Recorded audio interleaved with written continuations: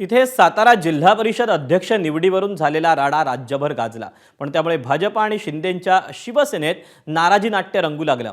अध्यक्ष निवडीवरून एकमेकांवर आरोप प्रत्यारोप सुरू झाले। या प्रकरणी शिवसेनेच्या नेत्यांनी उपमुख्यमंत्री शिंदेंचं मुख्यमंत्र्यांकडेही नाराजी व्यक्त केली होती आणि याच प्रकरणी आता साताऱ्याचे पोलीस अधीक्षक तुषार दोशींना सक्तीच्या रजेवर पाठवण्यात आलं।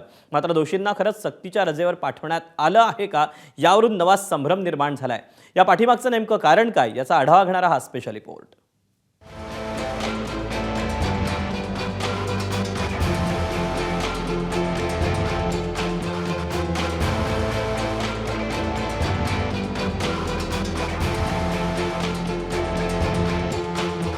रजेवर सक्तीच्या रजेवर पाठवले हे तर आता माध्यमांच्या मध्ये सुद्धा येते। सातारा जिल्हा परिषदेच्या अध्यक्षपदाची निवडणूक गाजली ती राड्यामुळे। पोलिसांकडून झालेल्या धक्काबुक्कीमुळे संतापलेले मंत्री शंभूराज देसाई यांनी विधानसभेत आक्रमक पवित्रा घेतला होता। उपमुख्यमंत्री एकनाथ शिंदे यांनी देखील सातारा राडा प्रकरणी आपली नाराजी बोलून दाखवली होती आणि या सगळ्यासाठी शिवसेनेनं विलन ठरवलं होतं ते साताऱ्याचे पोलीस अधीक्षक तुषार दोशी यांना। शिवसेनेचे मंत्री आणि आमदारांकडून तुषार दोशींच्या निलंबनाची मागणी करण्यात आली, तर मुख्यमंत्री देवेंद्र फडणवीस यांनीही सदर प्रकरणाची चौकशी करण्याचं आश्वासन दिलं होतं आणि आता साताऱ्याचे पोलीस अधीक्षक तुषार दोशींना सक्तीच्या रजेवर पाठवण्यात आलंय। रजेवर सक्तीच्या रजेवर पाठवले हे तर आता माध्यमांच्या मध्ये सुद्धा येते आणि मला वाटतंय, म्हणजे मला जी माहिती मिळाली सकाळी, ते काय कार्यालयामध्ये नाहीत साताऱ्याच्या आणि त्यांना मुख्यालय सोडून जायची परवानगी मिळालेली आहे असं मला माहिती मिळालेली आहे। त्यामुळं आता माझं म्हणजे मी माझ्या मंत्रालयीन कार्यालयाला सांगतो, गृह विभागातली काय माहिती आहे का, पोलीस महासंचालक कार्यालयातली काय माहिती आहे का, याची घेतो माहिती माझ्या मंत्रालयीन कार्यालयाकडनं। सातारा जिल्हा परिषद अध्यक्ष निवडी दरम्यान राडा आणि धक्काबुक्की झाली। यात मंत्री शंभूराज देसाई यांनाही धक्काबुक्की झाल्याचा आरोप झाला। हा मुद्दा विधान परिषदेतही गाजला। उपसभापती नीलम गोऱ्हे यांनी निलंबनाचे निर्देश दिले होते, पण सभापती राम शिंदे यांनी तो निर्णय राखून ठेवला होता। मतदानापासून वंचित ठेवणं हा गुन्हा आहे आणि मतदानापासून वंचित ठेवणं हा लोकशाहीचा खून आहे आणि लोकशाहीचा गळा घोटण्याचं काम बिलकुल करू नका, अशा प्रकारचं मी त्यांना सांगितलं। मंत्री बघितले नाहीत, पदाधिकारी बघितले नाही, कोणी बघितले नाही, जसे आमदार बघितले नाही, असे आरोपीला जो असं पकडतात तसं पकडून घेऊन गेले। बघा, चौकशी ही काही कुणाचे एका व्यक्तीची होत नाही आहे, झालेल्या घटनेची आम्ही चौकशी करू।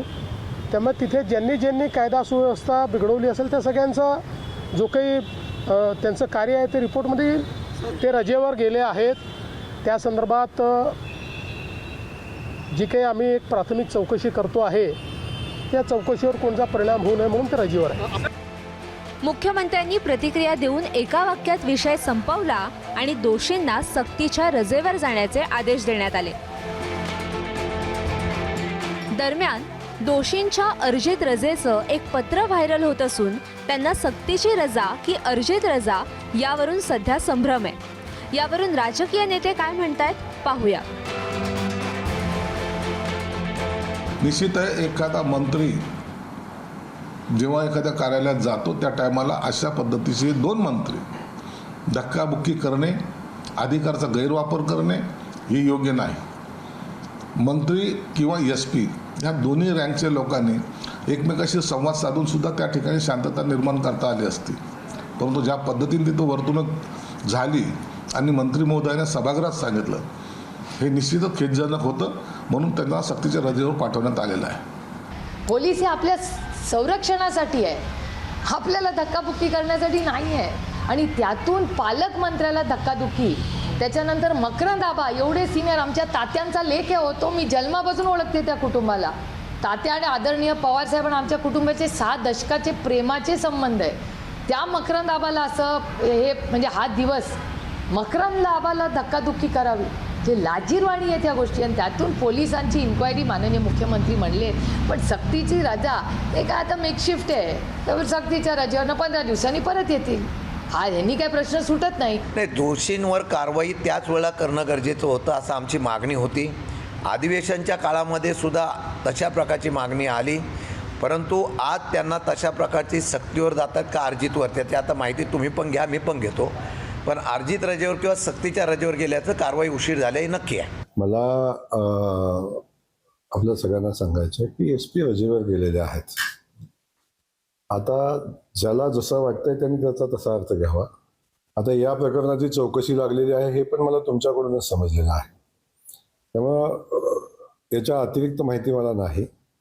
पण एक आहे की या निवडणूक प्रक्रियेमध्ये कायद्याचं उल्लंघन कोणी केलेलं आहे त्याची चौकशी झाली पाहिजे. आणि ज्या ज्या लोकांनी कायद्याचं उल्लंघन केलं असेल, निवडणूक प्रक्रियेमध्ये बाधा आणली असेल, जे कोणी असेल, मग पोलीस असेल किंवा लोकप्रतिनिधी असतील, चुकीचं वागलं त्यांच्यावर कारवाई तर झाली पाहिजे. तुषार दोषींना मिळालेली रजा अर्जित आहे की कारवाईपोटी सक्तीची आहे, याचा संभ्रम सरकारी आणि प्रशासकीय पातळीवर दूर केला जाणार का? तुर्तास तरी राजकीयदृष्ट्या हा संभ्रम कायम ठेवणं भाजपसाठी सोयीचं दिसतंय. कारण तुषार दोषींना सक्तीच्या रजेवर पाठवलं असा संदेश गेला तर आमच्या दबावामुळे मुख्यमंत्र्यांनी हा निर्णय घेतला असं शिवसेनेला मिरवता येईल, आणि ते काही भाजपच्या प्रतिमेला नक्कीच साजेसं नसेल. तसंच तुषार दोषींवर चौकशी अंती कारवाई होणार की सक्तीची रजा हीच शिक्षा मानून संतापलेली शिवसेना शांत होणार, हे देखील पाहावं लागेल. वैभव बोडके, ABP माझा, सातारा. ABP माझा, उघडा डोळे बघा नीट.